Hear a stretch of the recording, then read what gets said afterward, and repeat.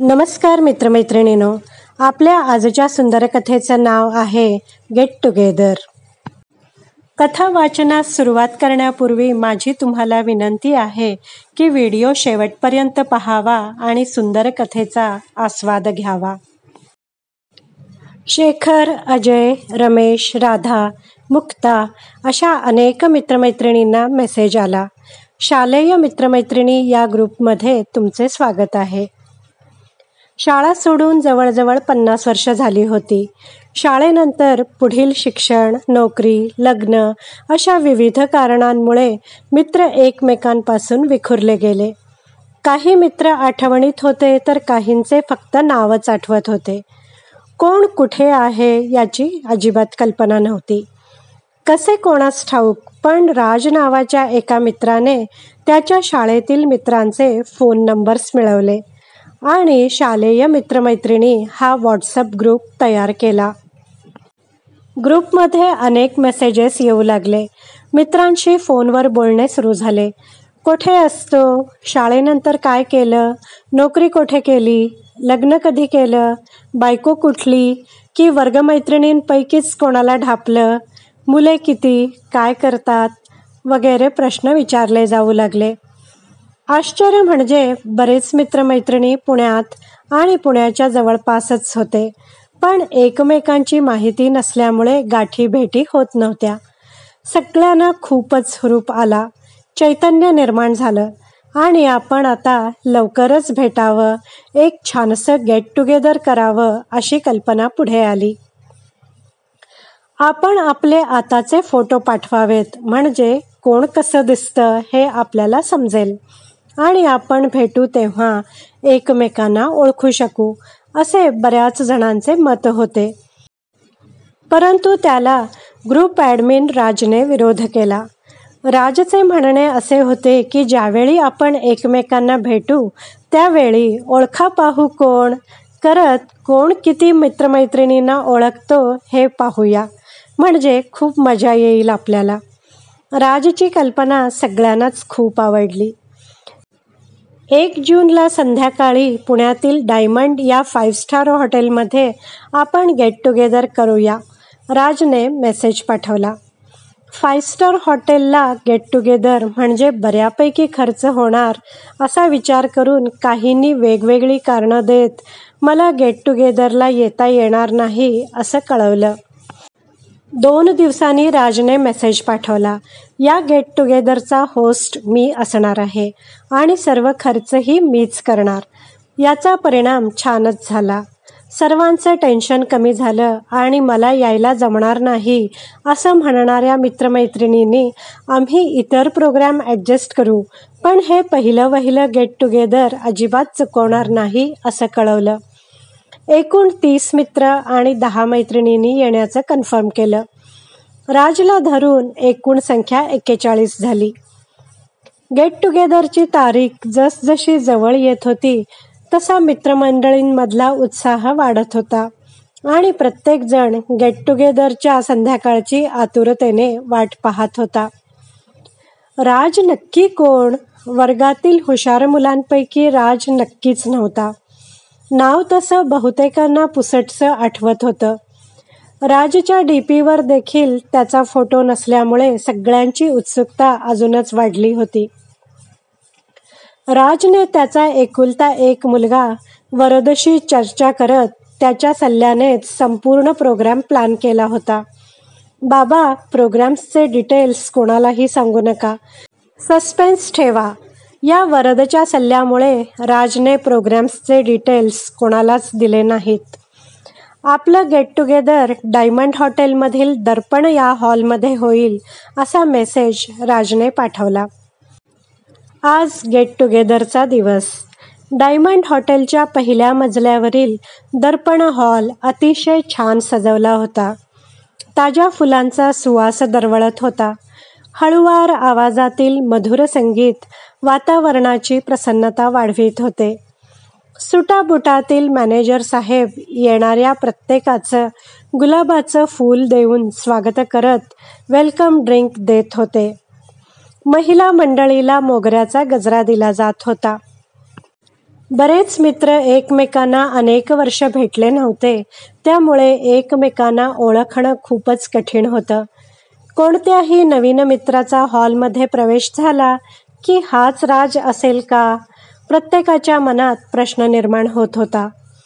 हळूहळू जसजशी मित्रमैत्रिणींची उपस्थिती वाढू लागली तशा गप्पा रंगल्या. चेष्टा मस्करी सुरू झाली. रुबाबदार पेहरावातील वेटर्स अनेक प्रकारचे स्टार्टर्स आग्रहाने देऊ लागले. मॅनेजर साहेब स्वतः काही हवे आहे का, क्वालिटी कशी आहे असं विचारत होते. सर्व काही उत्तमच होतं, परंतु राज अजून आला नव्हता. कन्फर्म केलेले 30 मित्र आणि 10 मैत्रिणी आता आल्या होत्या.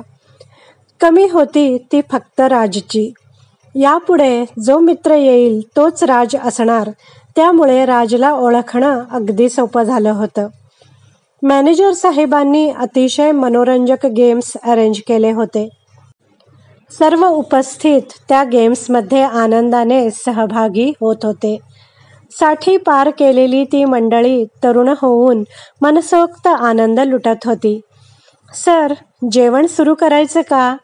मॅनेजर साहेबांनी विचारलं. थोडं थांबूया, आमचा एक मित्र यायचा आहे अजून. सर, भुकेची वेळ टळल्यास जेवणाचा आस्वाद घेता येणार नाही. मला वाटतं आता उशीर करू नये. ठीक आहे, राज आला की तोही सामील होईल आपल्यात, असं म्हणत सर्वांनी मॅनेजर साहेबांना होकार दिला. गरमागरम रुचकर आणि स्वादिष्ट भोजनावर सर्वांनी यथेच्छ ताव मारला. मॅनेजर साहेब स्वतः आग्रह करत वाढत होते. भोजनानंतर 5-6 स्वीट डिशेस होत्या. डाएट, फूड कंट्रोल, डायबिटीस, डॉक्टरी पथ्य वगैरे विसरून मंडळी स्वीट्सचा आस्वाद घेत होती.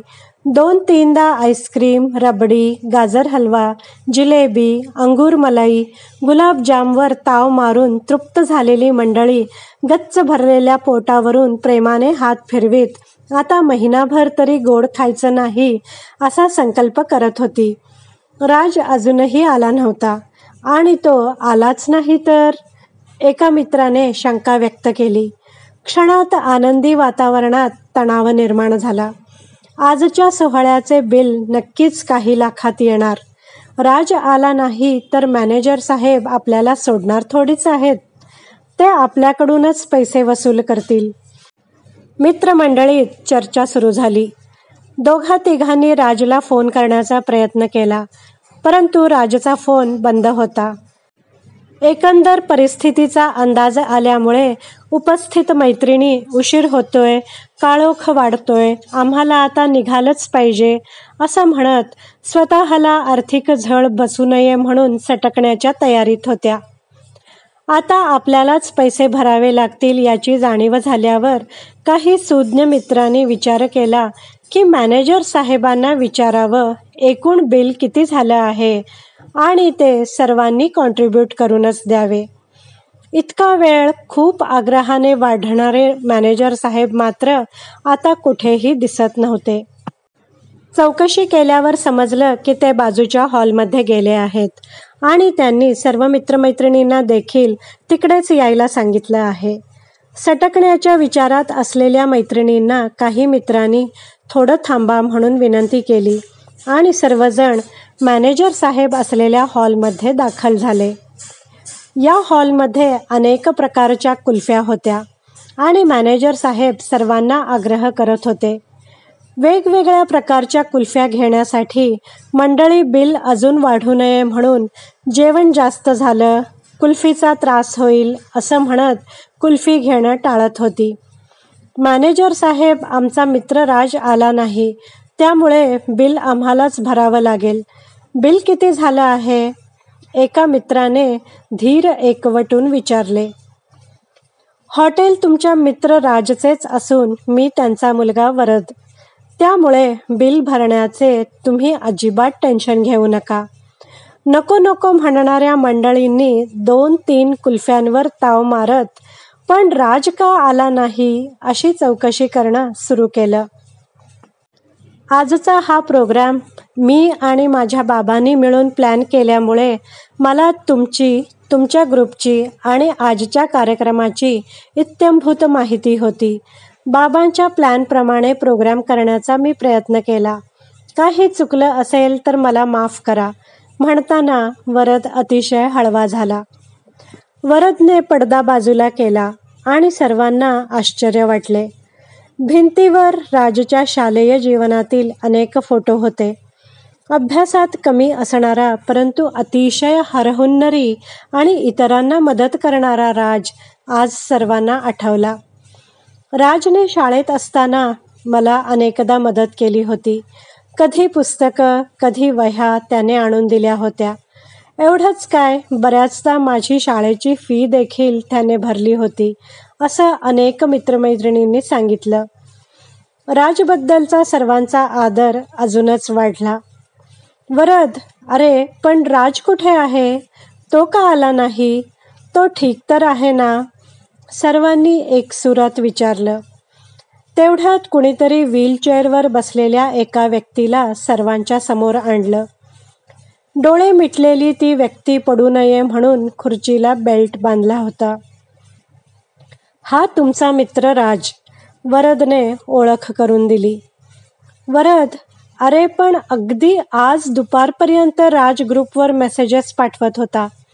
अचानक काय झालं त्याला आणि कधी झालं? सर्वांनी उत्सुकतेने विचारलं.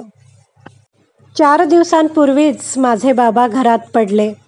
हातापायाला फारसं लागलं नाही, परंतु डोक्याला मार लागला आणि त्यांची शुद्ध हरपली. हा माझा मित्र डॉक्टर आहे. याच्याच दवाखान्यात आम्ही बाबांना ॲडमिट केलं. माझ्या मित्राने प्रयत्नांची पराकाष्ठा केली, परंतु फारसा उपयोगच झाला नाही.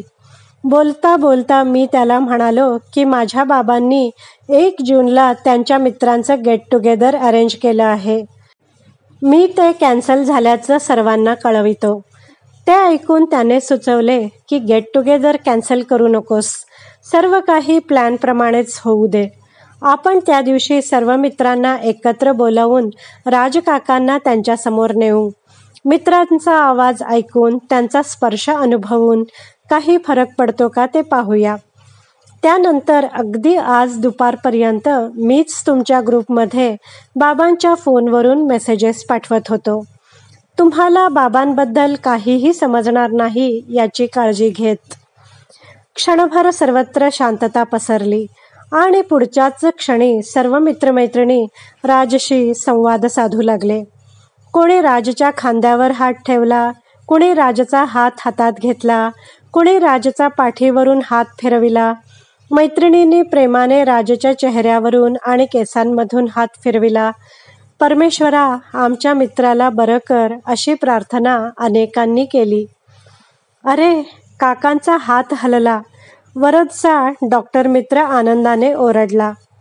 मित्रमैत्रिणींमध्ये उत्साह वाढला आणि त्यांनी सर्व परीने राजशी संवाद साधणं चालू ठेवलं. मित्रांच्या सहवासाने आणि मैत्रीतील प्रेमाने किमया केली आणि राजने हळूच डोळे उघडले.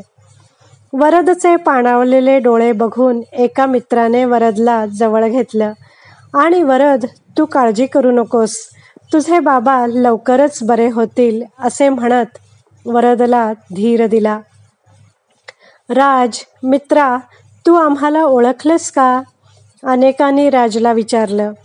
राज डोळे भरून सर्व मित्रांकडे बघत होता आणि अचानक त्याने मित्रांना हात जोडले.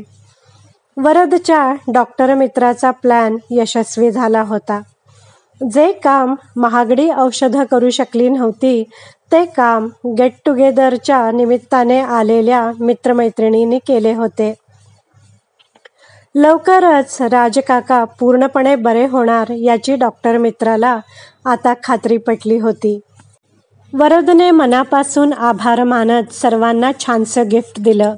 आमचा मित्र राज लवकरच बरा होईल आणि त्यानंतर आम्ही परत गेट टुगेदर अरेंज करू, असं म्हणत सर्वांनी राज, वरद आणि वरदच्या डॉक्टर मित्राचा निरोप घेतला. आजचं गेट टुगेदर अविस्मरणीय झालं. मित्रमैत्रिणींना भेटून खूप छान वाटलं. मोबाईलवर घेतलेले ग्रुपमध्ये फोटो आठवणीने टाका. पुन्हा लवकरच भेटू. काळजी घ्या. बाय बाय असं म्हणत सर्वांनी आपापल्या घराकडे प्रस्थान केले. मित्रमैत्रिणींनो, कशी वाटली तुम्हाला ही मैत्रीची हृदयस्पर्शी कथा? या सुंदर कथेचं सर्व श्रेय लेखकालाच आहे. कथा आवडली असेल तर व्हिडिओला लाईक करा, शेअर करा, कमेंट करा. माझ्या चॅनलला सबस्क्राईब करा. व्हिडिओ पाहिल्याबद्दल धन्यवाद.